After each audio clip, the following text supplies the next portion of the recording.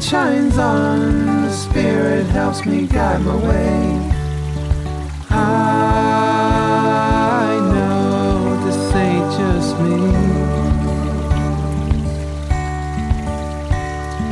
I walk strong, but this time I won't be afraid.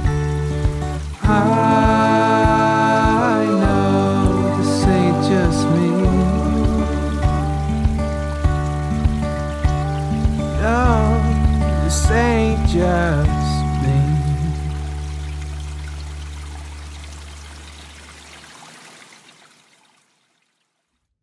Welcome back to my channel. This is Amanda from Silver Arrow Tarot. Welcome and welcome back if you are subscribed and you are a friend of mine and you're watching my videos. Thank you for being here. This is a video, I'm gonna be honest, don't really, I do want to do this video, it's just I'm a little nervous. I'm a little nervous that how it's going to be received.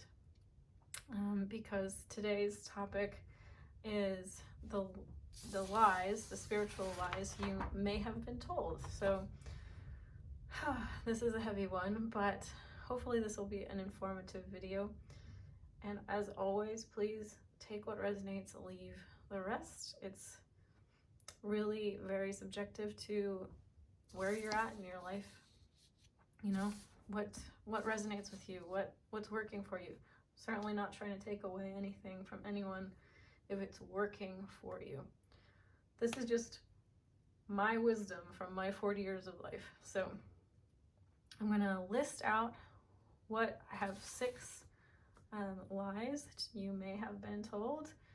And I think I'm going to do a part 2, so I have a couple more, but we'll start with these and we'll just make it not such a long video. So the spiritual lies that you may have been told. Number 1, everything is a mirror.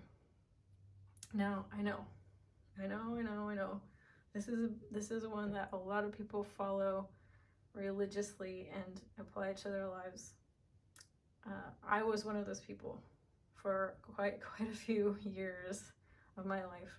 I applied this, and I'm not saying that this isn't true, like in the sense that it's a good tool to use for self-awareness. However, the universe, as I have been perceiving it, is a lot more complex than boiling it down to everything is a mirror, okay? It's a lot more, there's a lot more nuance to it than that. There's a lot more wiggle room to it than that. Like, I'll just list quickly a few things that fall into this. So there's past lives, there's karma, there's free will, there's chaos agents in the world, there's soul contracts, and many, many more things. So not everything that happens to you is a mirror, okay? So if you've been beating yourself up with this particular spiritual law, please feel free to release it. When I released this, I felt a lot better and things got a lot lighter for me. I think it's good in the beginning if you are really having difficulty seeing your shadow. Maybe it's a good thing to, start with that. But I think as we progress in our spiritual awakening process, this becomes something that we can let go of. Otherwise, it becomes a tool which we use to beat ourselves up. All right, so number two, everything you need is within you, or the opposite, which is something along the lines of, you need others, in an unhealthy way. So I've seen it go both ways, because I think that at this particular juncture in human history and spirit and evolution, we are still very much polarized, and we have not been able to really master this balance of needing people and, working on ourselves. So again, this is like very much an individual one, but I've beat myself up with both of these.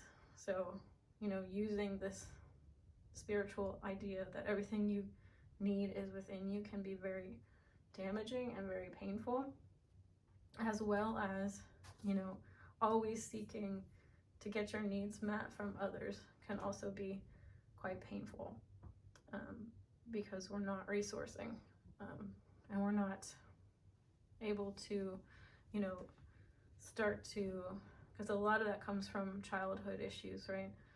So, you know, trying to get all of our needs met as adults through other people can be quite painful, because people are going to let us down. That's just sort of, you know, we can't control other people. People have free will. If you understand what I'm saying, you get it. You get it. So I think that's all I will say on that one. Feel free to let go of either one of those. Number 3,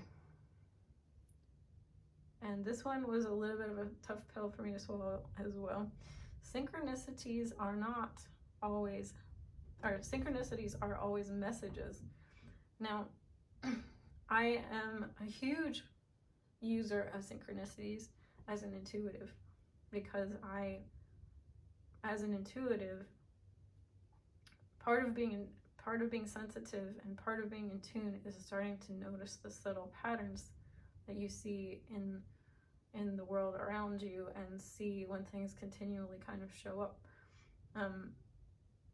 But sometimes, if we are particularly focused on something, you know, like say you decided you really want to see number synchronicities, or you're really hoping to see 111 or something. If you focus on it enough, you will manifest it. It's not necessarily that that's the universe talking to you.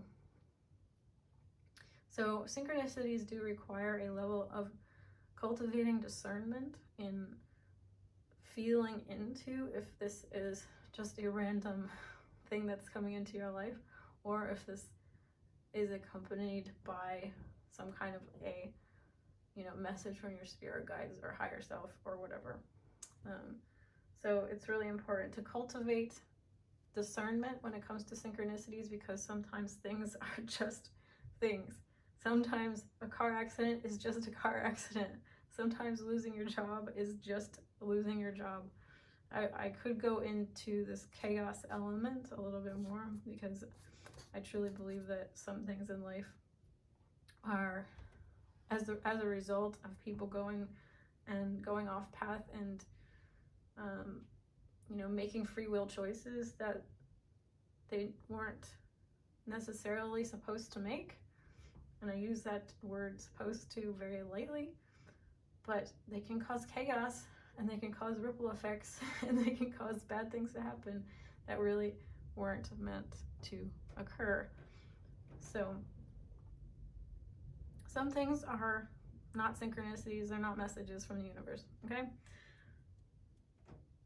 All right, number 4, kind of a big one. Past lives don't always affect your past lives don't affect your current life. This is untrue, all right, guys? Past lives do have an effect on our current life. It's a very deep, very, very like ancient concept, right? So there's probably some validity to it. I personally do believe that past lives do carry imprints that we carry with us into our current lives. Now, that's what Chiron is all about in astrology. It's the wound that we carry over, something that we want to continue to work on from past lives, a past life or past lives into this current incarnation. So we will carry it with us because we want to heal it, because we want to use it as a tool for expansion, for our soul. So past lives do affect our current life. So it's important to look into them. If you're struggling with why things, why things are not healing, this could be an important piece for you.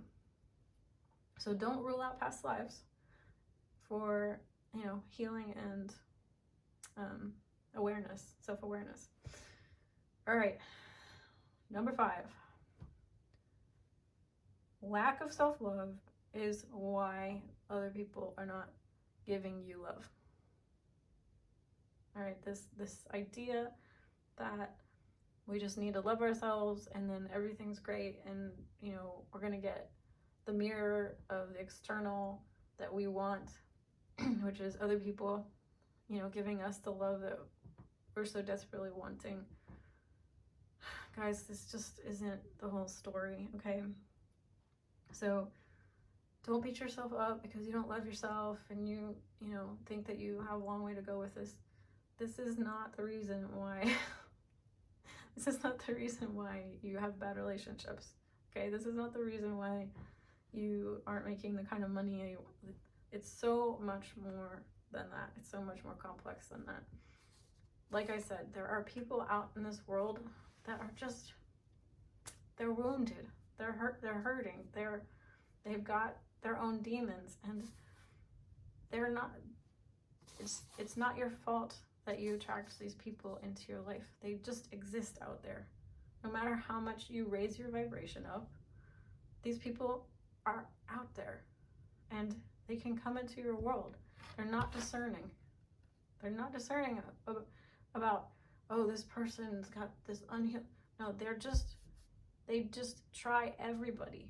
They try everyone until they find somebody that they can use or manipulate or get what they want, like get what they're looking for. So please do not beat yourself up and think that you're just not loving yourself enough. That's why people aren't treating you the way you want to be treated. This might fall more into the category of boundaries. Just simply having better boundaries. However, just because you have good boundaries does not mean that these people are not going to try it on you. All right, so don't beat yourself up if you let these people into your life or, you get hoodwinked. It's not your fault. Okay. And last but not least, this is the last one for today. Number 6. Don't know if you've heard this one or not, but I have heard some spiritual teachers say this. So I'm going to put it in. The fabric of the universe is not made of love. This is just patently untrue. All right, so please do not believe that the universe is not, the baseline energy of the universe is not love, because it is. That's the whole reason the whole shebang exists, is because of love. Once I understood this concept, once I felt this as truth, a lot of things made sense and a lot of things changed for me. And I got a lot more gentle with myself and a lot more gentle with others. And it just feels right. If you use your discernment, if you use your intuition, I encourage you to feel into it yourself. It feels very true. It feels very true to me, at least. So use your own intuition on this one, but if you are hearing this and you're aligned with my channel and you're aligned with me, it might just feel true for you too. All right, I love you guys so much. Thank you for spending some time with me. I will be doing a part 2 to this video probably in a couple of weeks. I have a few more, but we'll save those for later. All right, I love you guys. Bye.